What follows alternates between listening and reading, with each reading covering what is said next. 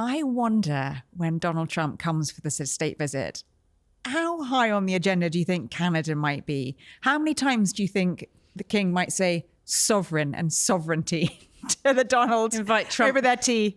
Invite Trump to tea at Windsor. Plant a Canada maple leaf tree in.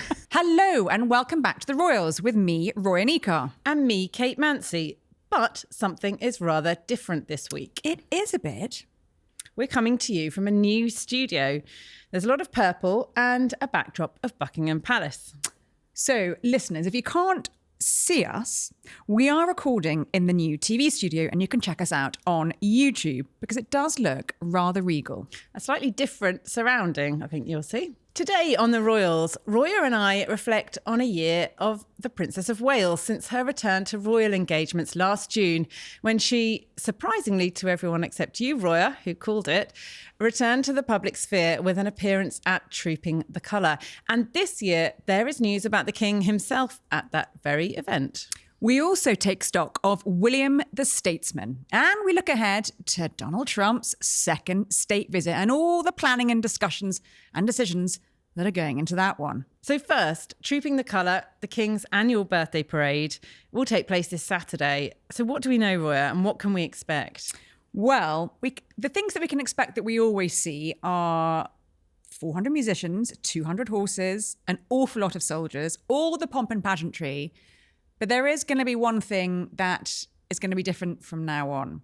And that is that we're not going to see the king back on a horse. Mm-hmm. Because last year, he rode in a carriage for the first time. Mm-hmm. He was undergoing the first stages of that cancer treatment, Exactly. So the first year he was monarch in 2023, he rode on a horse. And that was a wonderful tradition that he revived because we hadn't seen the monarch on a horse at Trooping since 1986 when the late Queen rode her lovely mare Burmese that was a gift to her from the Mounties.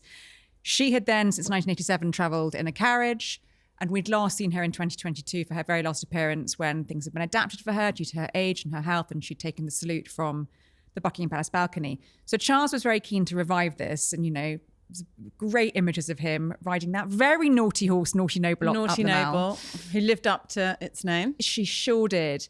But then last year, of course, he was, as you say, going through the first stages of his cancer treatment. And in order to sort of accommodate him, he'd had surgery, he'd had treatment for an enlarged prostate. Then we knew he was having weekly cancer treatment. It was felt it was more comfortable for him to travel in a carriage rather than on horseback. But what's new is that's never going to come back. Yeah. We're not ever going to see the king again on horseback. Well, for trooping. I did the story last week and I asked Buckingham Palace and they said never say never. But I do know a bit about horses. I do know a bit about people and horses.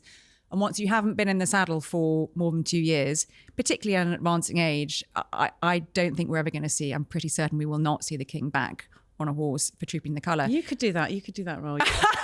which I think is a real shame because, I completely understand and I think it's a sensible choice. But it's sad for him, I think, that he probably, we only ever saw him once on a horse publicly as king. And that, Charles is someone who has such a kind of long tradition. He used to be a great polo player until he injured his arm. Great polo player, amateur jockey. He used to do national hunt racing.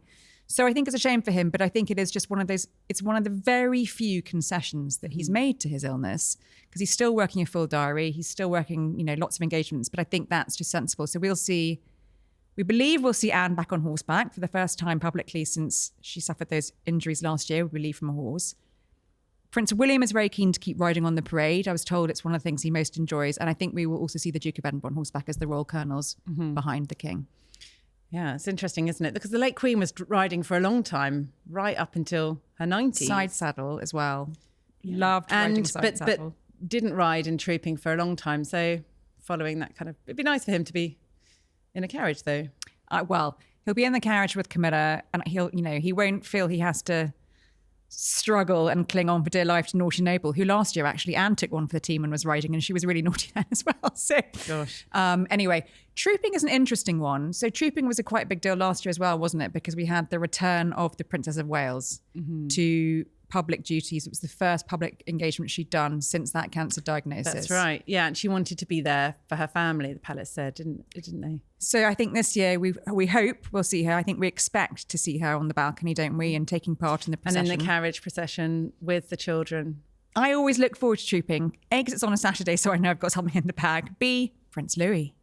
Prince Louis. Come on, Prince Louis. We always rely on his antics for a little bit of mischief making. Yeah, he always makes for great pictures, doesn't he? He makes for great pictures. I suppose trooping is so important to the royal family. Why? Because it's the sort of military thing, isn't it? It's the opportunity for the royal family to say thank you to the armed forces, and for the armed forces to say to their colonel-in-chief, their commander-in-chief, thank you. And on a national level, it's this idea of a kind of pomp and pageantry that makes, Britain great. The images are beamed around the world of brand Britain. And the king's, sort of official birthday, not his actual birthday, which is later in the year. But this year, we have been discussing this, haven't we, you and I, that given events in the week, there might be adaptations. So what I'm referring to, of course, is the Air India crash. Yeah. The plane leaving India bound for Gatwick. And the king has put out a statement today saying how shocked he is by it and sending his deepest possible sympathies to everybody involved. And this is going to, it's very hard to have a big celebration as such when something so tragic has happened. Well, there is a template for this, quite a recent one actually, because we don't know yet. We haven't heard from the palace whether anything will be modified at all with trooping. But in 2017, of course, just after the Grenfell fire tragedy, the late Queen, felt she just could not go on with trooping as usual. It just wouldn't. That's right. She very instinctively woke up very early in the morning, we were told, and the palace said she woke up very early and she felt, I've got to change something, and I've got to, show the nation and lead the nation in remembrance of this awful, the victims of this awful tragedy. And she, instead of just leaving from Buckingham Palace, as she normally did in a carriage, she stood out there and led the nation in a period of silence.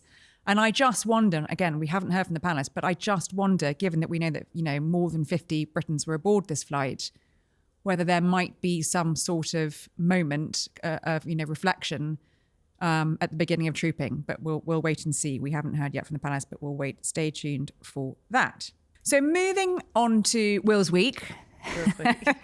Well, Will's weekend, should I say, because the Prince of Wales was in Monaco last weekend for the Blue Economy and Finance Forum, which was to mark World Ocean Day on Sunday. And we were there, Kate, weren't we, with him? We were there to see it. This was described, wasn't it, as a landmark speech? Landmark speech, punchy intervention, they said. Punchy intervention. Halfway through this decisive decade, I call on all of you to think big in your actions. Let us act together with urgency and optimism while we still have the chance. For the future of our planet, for the future generations, we must listen to the words of Sir David Attenborough. If we save the sea, we save our world.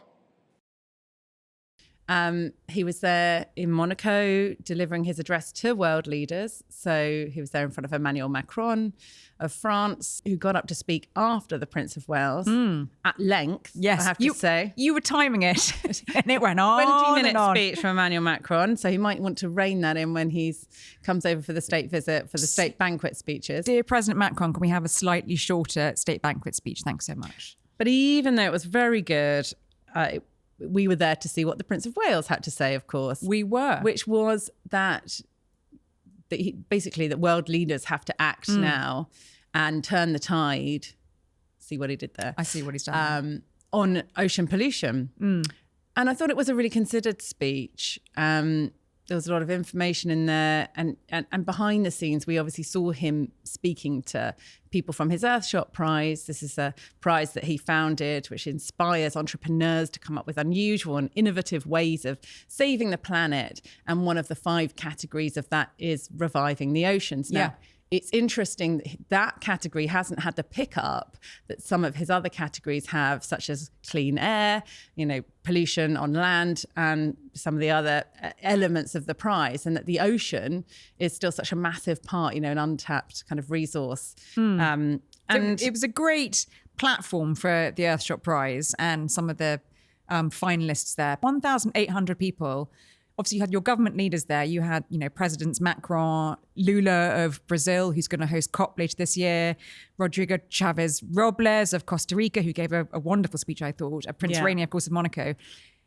But the really interesting bit of all the choreography of it around William being there, rubbing shoulders with the presidents, was what Kensington Palace are so focused on, which is William as the global statesman. Yeah, it's presenting him in that role on the world stage and saying he is equivalent to any other kind of global statesman that you would see. He's there for a reason. He's got the authority to speak to this subject. We were left in no uncertain terms of that because Kensington Palace put out a statement ahead of his speech saying, this is another key moment in the calendar where you'll see the prince acting as a global statesman. So it's like, hammering it home. To avoid any confusion. In case there was any doubt there. But I think that's important, isn't it, as well? He's there to deliver this message.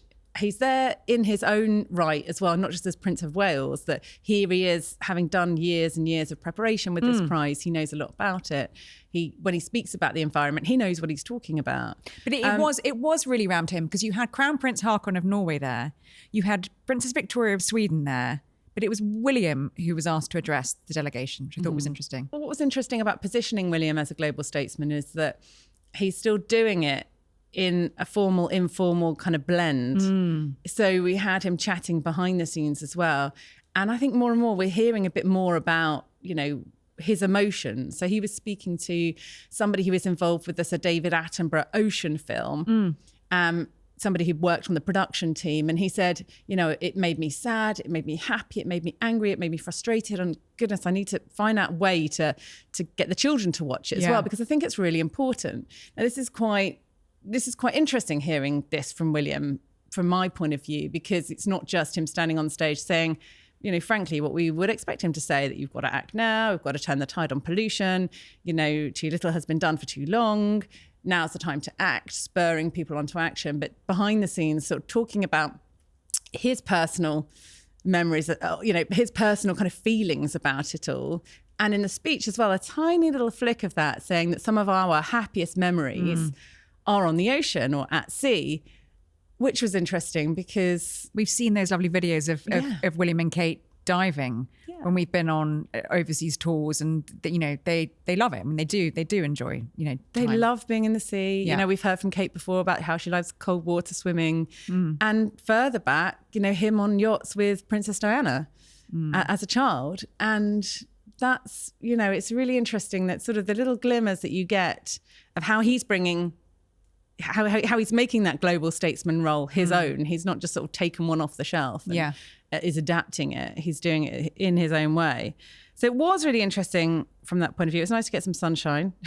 Frankly, it was very important for us to be there, Kate, wasn't it? It's crucial for us to be there. I think you'll find crucial research, and it wasn't too tough a gig, as a few people pointed out when I said I was in Monaco. But anyway, next. Let's look ahead to another foreign visit, this time the Donald, scheduled for September. And what should we expect? And does Trump need to lower his expectations? There's been quite a lot of back and forth. Will he come when he comes in July to see his golf course in Scotland? Will the king make time for a private visit? Is that going to, will the stars align for them to have a private visit before the big bells and whistles second state visit, which, we've reported will come to Windsor Castle, rather than Buckingham Palace? Well, Tim Shipman wrote a very interesting piece about this at the weekend for the Sunday Times. Tim Shipman's last dispatch for the Sunday Times, sadly. And sources close to the king were guiding very strongly away from that actually there probably won't be a private visit. Yeah. There might not be a private meeting, whether Trump comes for a private visit without seeing. Oh, yes. Without seeing like the he king. is coming. Well, that's it. Well, that's interesting in and of itself, isn't it? Post the Canada trip. I think there has been some reevaluation of that letter that was delivered with such a flourish by Keir Starmer in the Oval Office a few months ago. Because just to remind everyone, that letter said, from the King to President Trump, said, inviting him for an historic second state visit. Why don't you maybe come to Balmoral or come to Dumfries House first, and then we can have a sort of more low-key visit and we can discuss plans for a much sort of bigger state visit. And the briefing now is that perhaps there aren't going to be two hits with the king. It's just going to be one big visit at Windsor. And it sounds to me that there's quite a lot of toing and froing of what Donald wants and what's actually deliverable. Of course, we know that the state visit is not going to happen at Buckingham Palace for the first time in a long time, because Buckingham Palace is undergoing this huge renovation, refurbishment. Which then rules out the procession down the Mall, although He that never didn't had happen that. last time No, for security he reasons anyway. Flew So himself in and out in helicopters, much to Queen Elizabeth's fury at scorching her lawns. I don't think he'll mind that, because No. he can then claim not only to be unprecedented for having a second state visit as president, but he can then say, I'm also the only one to have one at Windsor Castle and one at Buckingham Palace. Yes, that's true.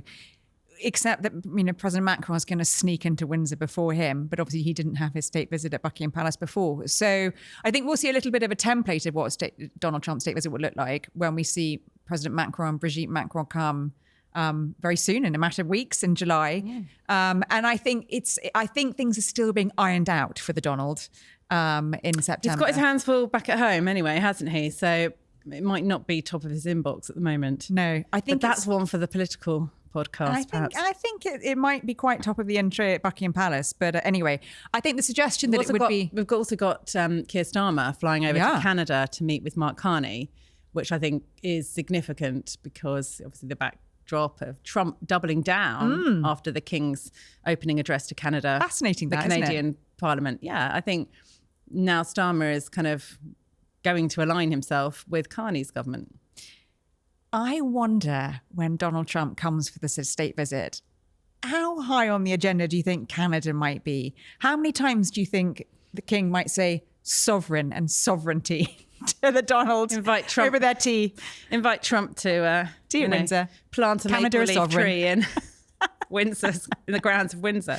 And those speeches are going to be absolutely key, I think, to what's going on behind the One scenes. thing's for certain, I think, based on the last state visit in 2019, it's not going to be dull. It won't be dull. It won't be dull. And now for our final story, an event that's happening right now as we speak, as we're recording. King Charles is hosting a reception for the King's Foundation. And it's the awards. And it's quite starry because Meryl Streep is there, Kate Winslet is there, Penny Lancaster is there, Penny Lancaster is there. and drumroll, the newly minted Sir David Beckham. Sir David Beckham. Yes, as we all expect him to be when he's knighted. Sir David Beckham, who has finally got his knighthood in the King's Birthday Honours, which will be announced next week officially for Trooping the Colour, the King's Birthday Parade. It's been a long journey, hasn't it, Kate? It has been a long journey. I mean, talk about waiting your time. And there were leaked emails, weren't there? That may have been accurate, that may not have been accurate, depending on whose PR you talked to years ago, about how much he wanted that knighthood. Disappointed he was to miss out. Tried so hard for that knighthood. It became something of a running joke, not just among the royal correspondents, but actually in public. At the annual King's Foundation Awards last year, you'll remember that Sir Rod Stewart I do. cracked a joke on stage. I don't know if he had a couple of glasses of fizzy or something like that, but he said, it's such an honour for me to be an ambassador for the King's Foundation. It's such an honour also for me to be a knight, and I'm sure yours is coming soon, David. To which David chuckled along, and it was all jolly good fun. And a year later, here he is having... Now the signs were all there, though, weren't they, Kate? Because the last year is there anything that man hasn't done to help the royal family? It's been a well-fought campaign. In the last year, David Beckham has rocked up at Highgrove more times than I can remember. There have been links, links of beekeeping, David Beckham's beekeeping, Highgrove beekeeping. He's been made an ambassador for the King's Foundation. He turned up at Highgrove with Victoria, Lady Beckham. He was also at the state banquet for an Italian-themed dinner, slow food dinner celebrating Italian culture ahead of the Italian state visit that we went on at Highgrove. As you say, very unexpected when we were walking around the Qatari state visit. He was at the state banquet. He was at the state banquet with Victoria. And we were like, oh, hey ho, that's interesting. And there was, World Cup bids and all this kind of stuff. But it's been, and then of course, it's not just that. And he's helping Prince of Wales as well with when he was fundraising for the air ambulance. Yes. In London. Yeah. There was Beckham. And there was Beckham at the Chelsea Flower Show last month. There he was in the receiving line with the king, wearing the new king's rose that had been In made. his buttonhole. I mean, and there was a lot of chat, and he just had his 50th birthday party, and the king had sent him a gift. And I have to say, I thought, as soon as I saw that new king's rose in his buttonhole, I thought, he's got his knight. He's got it. And when Camilla also said, you got the, basically you got them, you got the roses. Yeah. Hard fought campaign. I think a lot of people would agree, just for his sporting achievements and his charitable work, well deserved. Yeah, because before the King's charity, he was helping with UNICEF. He has done other bits and bobs. But yeah, the joke, yeah, he's now smiling about it. He's taken it all with good humour, I think it's fair to say. He has taken it with good humour. But the foundation's interesting. So it's sort of, they're saying it's marking its 35th anniversary this year, which is true if you go back to lots of different previous charities that the Prince of Wales ran. This is completely separate to the Prince's Trust, now the King's Trust, which is separate, which will celebrate its 50th anniversary next year. But these are all the other charities that the King has done, which kind of came together as part of the foundation, which is headquartered at Dumfries House. It hasn't always had such an easy ride in the press. I've written about it. Other people have written about it. Michael Fawcett, the King's longtime aide, had to resign over Cash for Honours scandal. This was where letters appeared in which Michael seemed to be offering to help obtain knighthoods for foreign donors. And it was very bad press. And that was just a few years ago. Since then, they've had a new chief exec come in. They've also got, like you say, these sort of the A-listers now. Sienna Miller is another one who's been a helpful ambassador for the charity. So it has kind of turned a corner, I think. They've done quite a good number on the PR of it. I think they were unfortunate for a few years, maybe made some mistakes. And here they are, the King wants to kind of secure the legacy. Now, one of the winners at today's awards, dear listeners, is a young woman called Emily Hurst. And she has just completed the King's Foundation in partnership with Chanel millinery course, which they run at Highgrove. And we had a lovely trip to Highgrove and we saw some of the milliners there, some of the students on the millinery course. She has won one of the awards, and I think that's great news. And good for her. Is this where you tell me about your freebie for Ascot?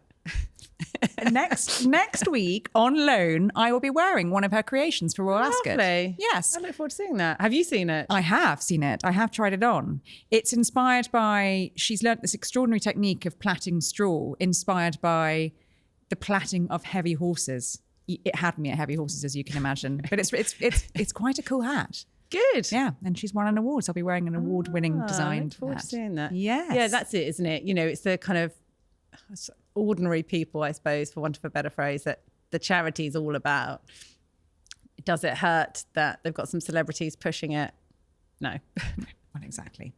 One final note this week, actually, on the King. We got a rather interesting message this week from Buckingham Palace to say that Charles had hosted a private reception earlier in the week for his old shipmates from his naval days. And there was quite a fun message from a Buckingham Palace spokesman who said, although it was entirely private and no pictures have come out of this and we weren't told who was there, who did say that the King was no doubt sharing a few salty tales on the trip down Memory Sea Lane with his old buddies. How much fun do you think that would have been, that reception? What were they drinking, Kate? Were they drinking rum? I hope so. I hope they were drinking something. Wow. Strong. The challenge is to find out what those salty tales were. Wow. Let's go on a deep dive. You see what I've done there? Deep dive. And that's about it for this week, isn't it? But next week, I'm really looking forward to it. I do love it. It's the royal family. It's racehorses. It's all the collisions of my world. And I have been on the gallops this morning, riding racehorses, seeing some of the horses that get running at Ascot. So I think we'll come to you for tips. Don't come to me for any tips. But one thing we should mention. One very special thing, yes. Very special thing is that we are now an award-winning podcast because we won Best Video Strategy at last night's Podcast Publisher Awards. But the real it's trumpet, all down to one person, really. Although someone who makes us look good every week. And that is our brilliant video producer, Morgan Burdick. Well done, Morgan. Morgan's put in a special request. She says we must Karaoke? only refer to her now by HRH. She wants to be called HRH. I've seen it on her Instagram. That's fine. I think I'm down that with that. works. I think she's earned it. I think she has to. Anyway, bravo, Dame Morgan Burdick. Queen Morgan. Dame Morgan Burdick. Maybe even Queen Morgan. Queen of the videos. Yeah. Bravo. Fantastic achievement. And we're really, really proud. We and are. thankful. And in the meantime, if you'd like to get in touch, email us at theroyals@thetimes.co.uk. Until then, bye-bye.